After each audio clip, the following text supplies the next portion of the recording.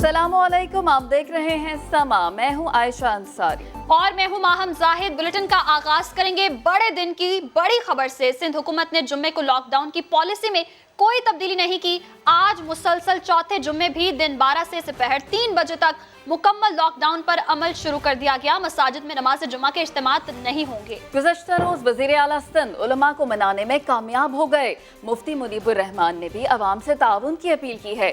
سنجے ساتوانی کی رپورٹ دیکھیے۔ مسلسل چوتھا جمعہ، ایک بار پھر سخت لاک ڈاؤن شروع۔ دن 12 بجے سے شروع ہونے والا یہ سخت لاک ڈاؤن دوپہر 3 بجے تک جاری رہے گا۔ اس دوران سندھ بھر کی مساجد میں اجتماع پر پابندی برقرار رہے گی۔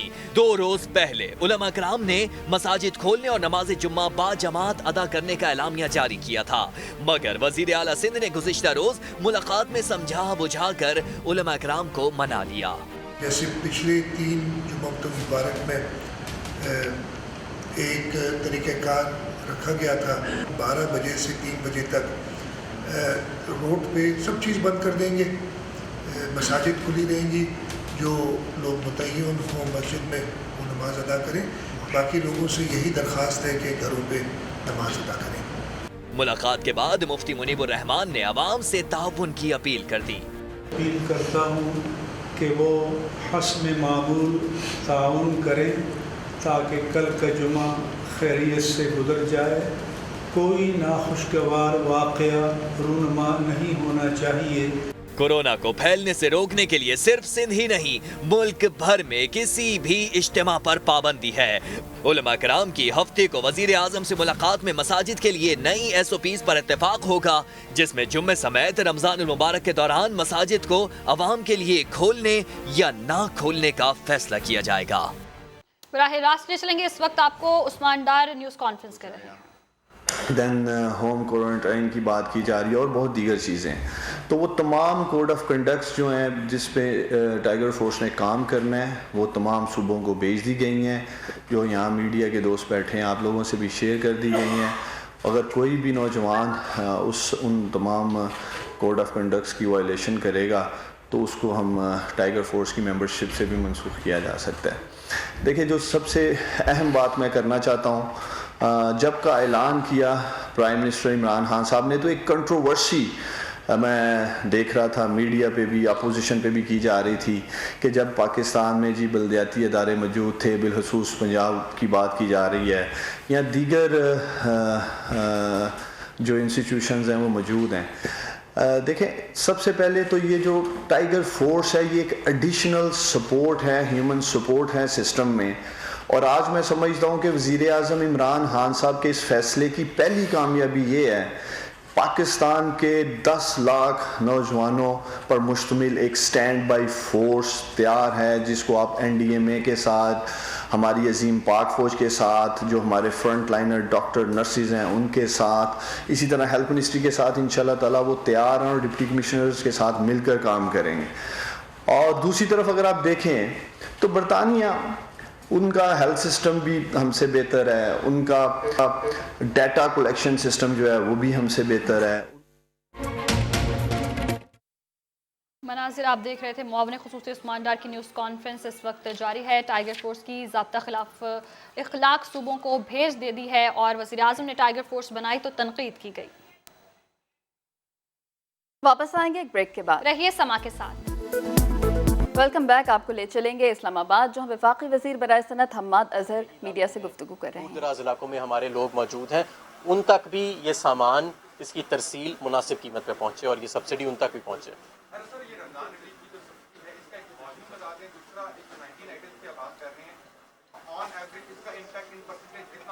یہ ٹیکنیکل ڈیٹیلز MD صاحب بتا۔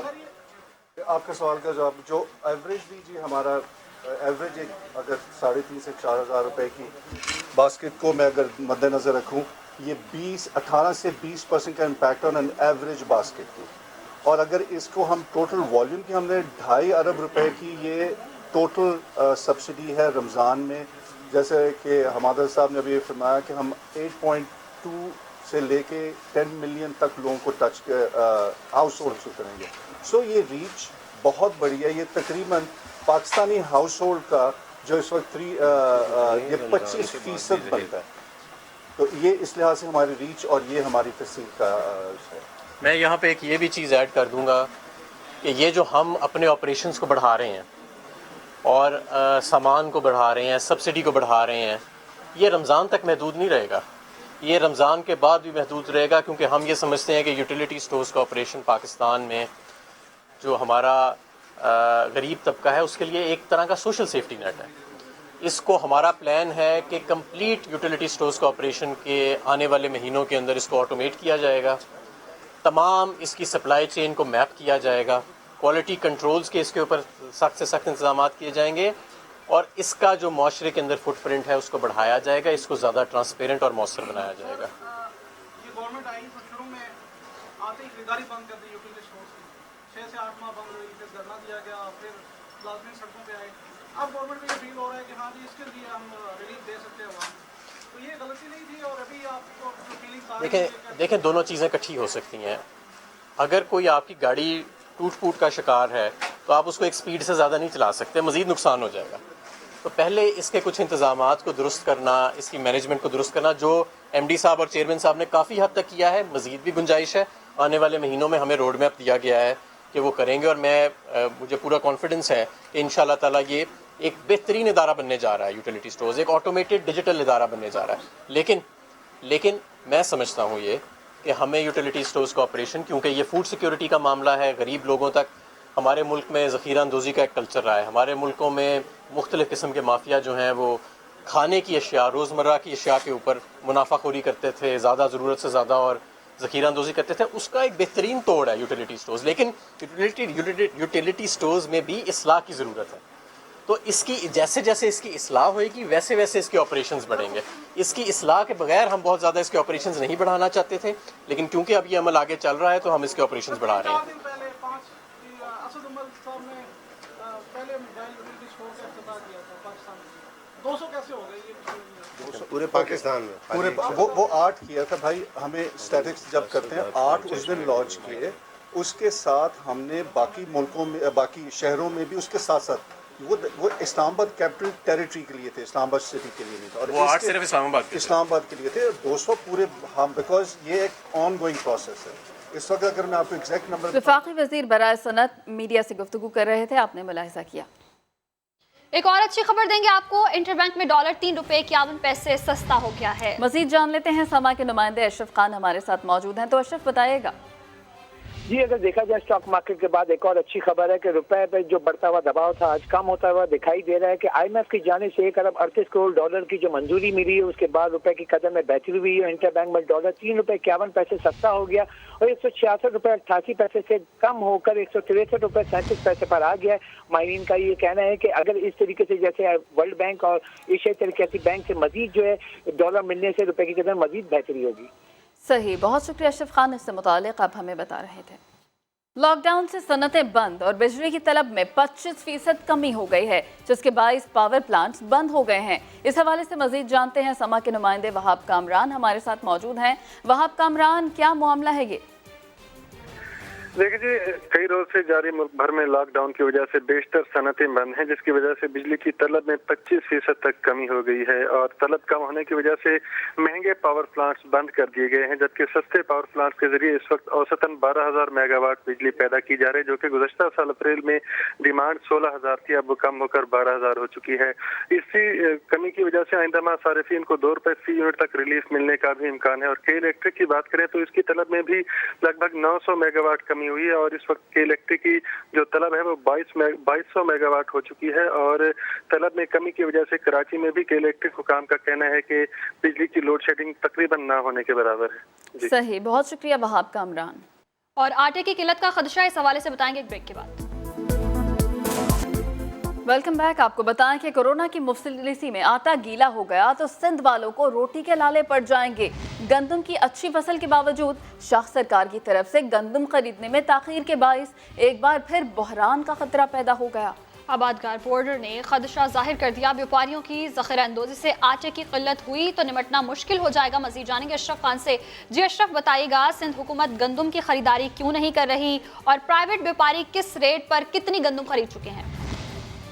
इस हवाले से भी जानेंगे। आपको बताते चलें, कोरोना की मुफलिसी में आटा गीला हो गया तो सिंध वालों को रोटी के लाले पड़ जाएंगे। गंदम की अच्छी फसल के बावजूद शाह सरकार की तरफ से गंदम खरीदने में ताखीर के बायस से एक बार फिर बहरान का खतरा पैदा हो गया है। आबादगार बॉर्डर ने खदशा जाहिर कर दिया है, व्यापारियों की ज़ख़ीरा अंदोज़ी से आटे की किल्लत हुई तो निपटना मुश्किल हो जाएगा। तो आटे की किल्लत का खदशा पैदा हो रहा है। हुकूमत को कई बार कहा गंदम ना खरीदी तो आटा महंगा हो जाएगा। आबादगार बॉर्डर की जानिब से बताया गया है गंदम खरीदने में मुश्किलात हैं। सिंध हुकूमत को महकमा फूड का ख़त ये है और ख़त का ये जो मतन है इस हवाले से आपको अपडेट कर रहे हैं। महकमा फूड ने ख़त में दूसरे ज़राए से ख़रीदारी इजाज़त मांग ली है। आपको बताते चलें कई अजला में अब तक गंदम खरीदी नहीं गई। आबादगार बोर्ड का ये बताना है। व्यापारियों ने काश्तकारों से सस्ते दामों गंदम खरीदना शुरू कर दी है। सिंध में रवा सीजन 40 लाख टन गंदम की पैदावार मुतवक्के है। हुकूमत को कई बार कहा गंदम ना खरीदी तो आटा महंगा हो जाएगा। आबादगार बोर्ड का ये बताना है गंदम खरीदने में मुश्किलात हैं। सिंध हुकूमत को महकमा फूड का खत भी मौसूल हुआ है। महकमा फूड का खत भी मौसूल हो गया है और आबादगार बोर्ड ने यह खदशा जाहिर कर दिया कि व्यापारियों की ज़ख़ीरा अंदोज़ी से आटे की किल्लत हुई तो निपटना मुश्किल हो जाएगा।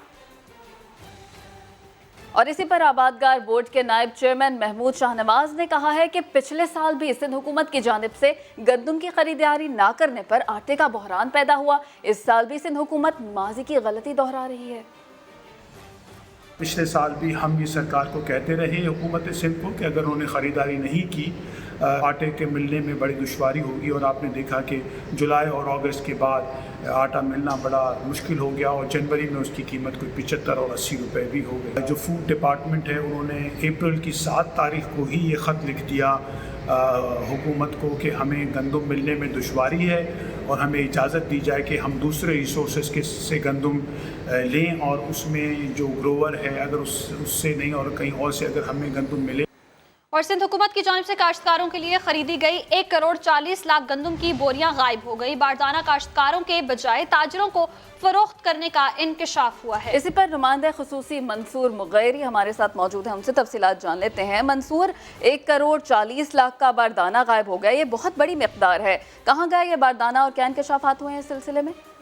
देखिए, ये हर साल महकमा सिंध की जानिब से गंदम खरीदी जाती है, उनके अपने सेंटर्स हैं।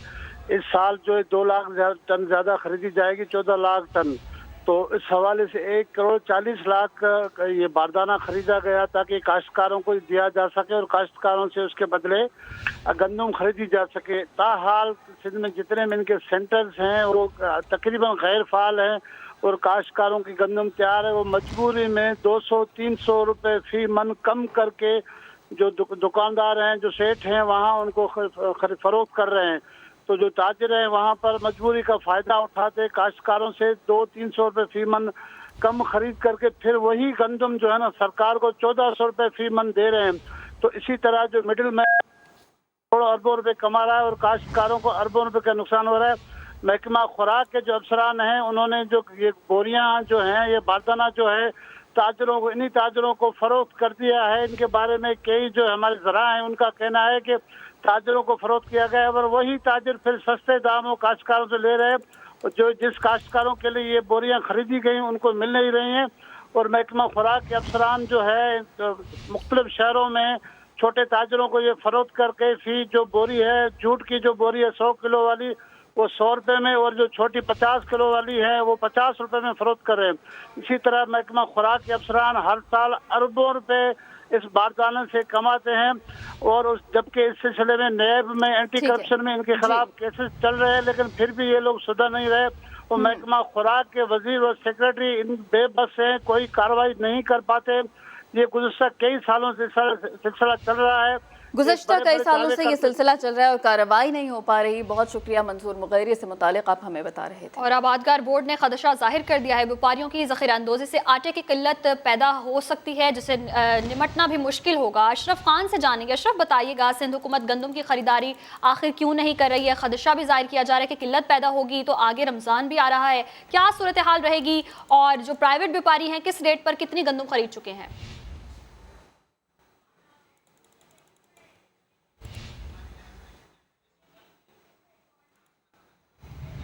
अशरफ से जानेंगे। आपको बताते चलें कि गंदम की जो किल्लत है उसका खदशा जाहिर किया जा रहा है। आबादगार बोर्ड ने खदशा जाहिर किया है व्यापारियों की ज़ख़ीरा अंदोज़ी से आटे की किल्लत हुई तो निमटना भी मुश्किल हो जाएगा। गंदम की अच्छी फसल के बावजूद शाह सरकार की तरफ से गंदम खरीदने में ताख़ीर के बायस एक बार फिर बहरान का खतरा पैदा हो गया है। इस बुलेटिन से इतना ही। हर खबर के लिए विजिट कीजिए हमारी वेबसाइट sama.tv। इसके अलावा आप हमें फेसबुक और ट्विटर पर भी ज्वाइन कर सकते हैं। एक ब्रेक के बाद आपसे मिलेंगे हेडलाइंस के साथ। आप देखते रहिए समा।